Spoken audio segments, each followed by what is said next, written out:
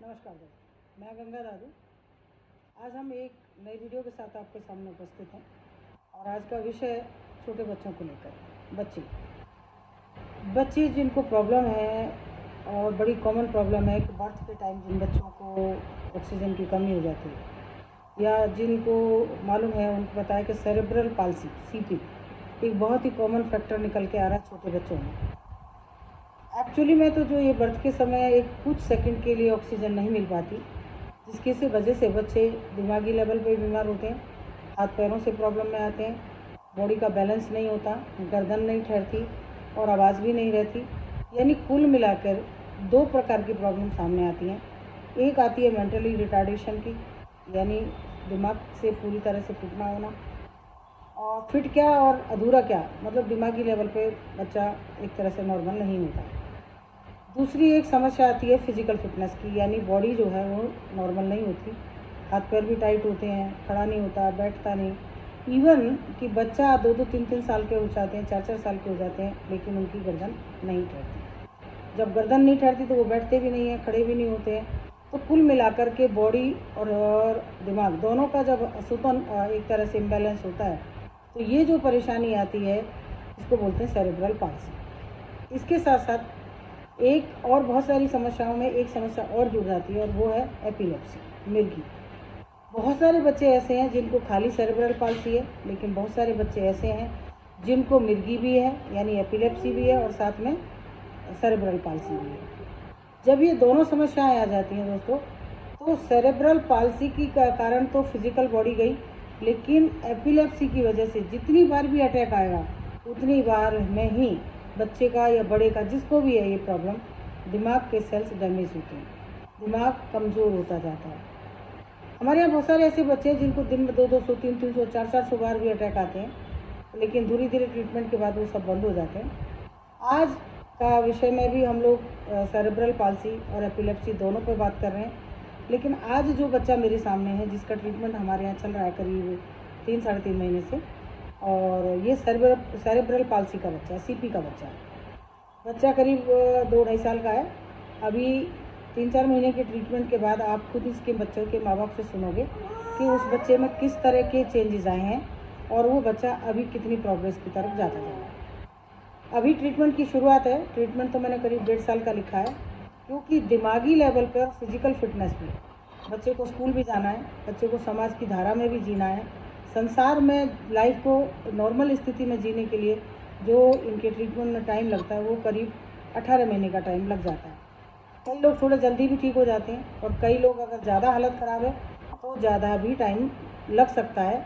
ये उनकी फ़िज़िकल और मेंटल कंडीशन पर डिपेंड करता है। तो ये बच्चा है मेरे साथ में, इसका नाम है कन्हैया। एक फैमिली है जो बिहार से आई हुई है और इलाज ये दिल्ली में रहकर ही करा रहे हैं। हम लोग इनको महीने में 20 दिन बुलाते हैं और ऐसा हर महीने का प्रोसेस चलता है।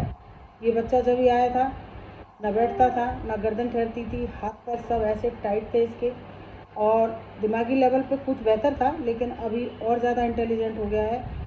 तो ऐसे बच्चों के लिए और उन माँ बाप के लिए ये एक संदेश है मेरा, और इन बच्चों की पेरेंट्स से भी आप सुन लेंगे कि जिनके घर में ऐसे बच्चे हैं, अगर किसी डॉक्टर ने या किसी ने भी आपको ये कह दिया कि नहीं ये बच्चे तो ऐसे ही रहने वाले हैं, ये तो कभी ठीक ही नहीं होंगे, तो ऐसी धारणा अगर आपने बना रखी है तो इसको तोड़ दीजिए।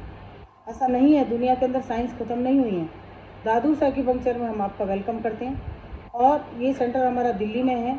यहाँ पर हम ऐसे बच्चों का ही ट्रीटमेंट करते हैं, mentally retardation, cerebral palsy, epilepsy या और किसी भी तरह की एबनॉर्मलिटी। इसके साथ बहुत सारी और बीमारियों का भी इलाज होता है।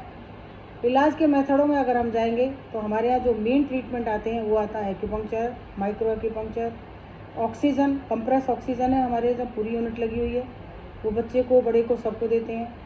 लेज़र ट्रीटमेंट है, हाइड्रोजन लेज़र है, हीलियम नियॉन, जो नाक से यूज़ होती है, जो कि top to bottom, minor to major capillaries के अंदर ब्लड को पहुंचा देती है।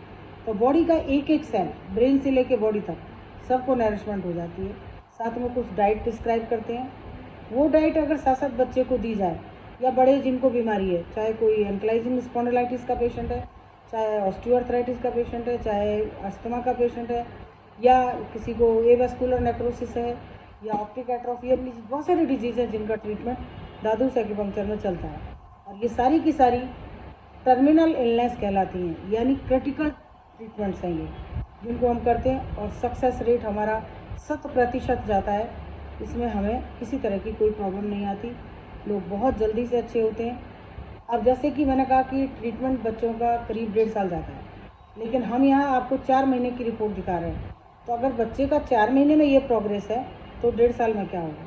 1.5 साल में तो ये बैग लेके स्कूल जाएगा आराम से, सबको बोलता हुआ, और आवाज़ भी आई है इसकी, कुछ शब्द भी बोलने लगा है। तो ये सब आप इनके पेरेंट्स से जानें। और दादूस एक्यूपंक्चर का पेज आपके सामने है, आप लाइक कर सकते हैं, सब्सक्राइब करिए, बताइए और लोगों को भी जिनके बच्चों को ऐसी समस्या है। निराशा की कोई बात नहीं है, आप लोग ट्रीटमेंट जब तक नहीं करेंगे समझ में नहीं आएगा, जब कर लेंगे 1-2 महीने तो पता चलेगा कि हमारे बच्चे में क्या क्या चेंज आया। तो बच्चे की मदर मेरे सामने है, बच्चे का नाम है कन्हैया, आपको मैं इनका इंट्रोडक्शन करा रही हूँ। आप बताइएगा जी, आपका बच्चा कितने साल का है?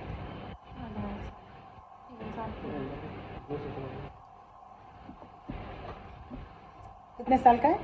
3 साल। 3 साल का हो गया।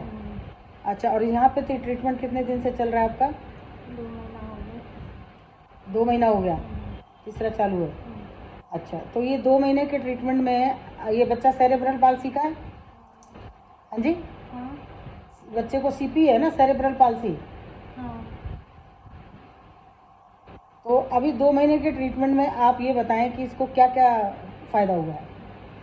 पहले से मुट्ठी मतलब खुल गया हाथ और गर्दन संभालने लगा।